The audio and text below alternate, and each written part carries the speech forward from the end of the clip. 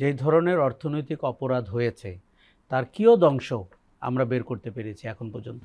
এবং আপনি যদি এই তদন্ত অব্যাহত রাখেন, সেটি যদি নির্বাচিত সরকারের আমলেও একই গতিতে আগাতে পারে, আপনি বিস্ময়করভাবে দেখতে পাবেন যে অপরাধের মাত্রা আরও ব্যাপক এবং আরও গুরুতর। দেখুন, আমরা একটা সংখ্যা পেয়েছি, সেটি হচ্ছে $234 বিলিয়ন 16 বছরে দেশ থেকে বেরিয়ে গেছে। শুধুমাত্র ব্যাংকিং সেক্টর থেকে প্রায় $50 বিলিয়ন বেরিয়েছে। শুধুমাত্র একটি পরিবার $22 বিলিয়ন লোপাট করেছেন।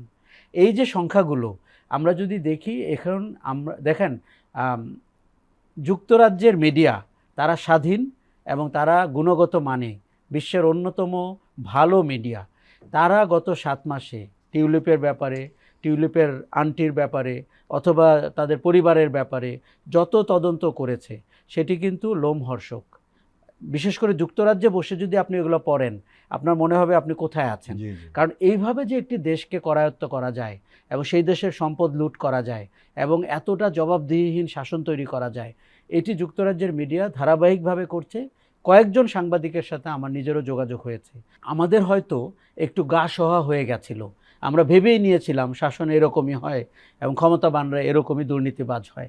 কিন্তু আমরা এখন টের পাচ্ছি, এই যে আমরা যত লোকের নাম বাইরে বলি, তাদের রিপোর্টিং সেন্টারটা কোথায় ছিল?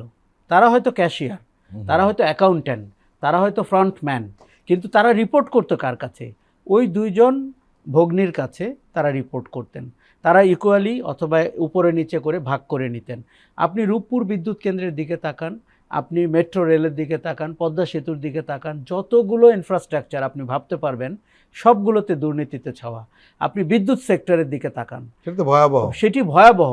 মানে আজকে সামিট গ্রুপ অথবা অন্যান্য যে গ্রুপগুলো অথবা নসরুল হামিদকে যে আপনি বেপরোয়াভাবে টাকা ছড়াতে দেখেছেন, নিজের কাছে রাখতে দেখেছেন এবং আমাদের আইন বহির্ভূতভাবে এক একটি কোম্পানিকে বিদ্যুৎ কেন্দ্রের দায়িত্ব দিতে দেখেছেন, এরকম একটি সেক্টরকে যদি আপনি ধরেন, সেটি কিন্তু আমাদের কাছে অত্যন্ত লোমহর্ষক বিপজ্জনক মনে হয়।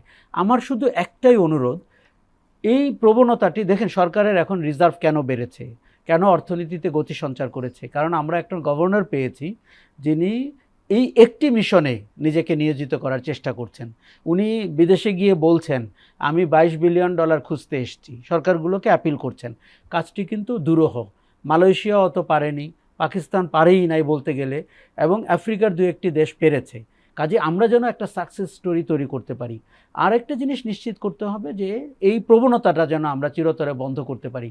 আগামীতে যারা দুর্নীতি করবেন, যদি করে থাকেন, তারা নতুন পথ খুঁজতে হবে, এইরকম একটি জায়গা তৈরি করা যায় কিনা।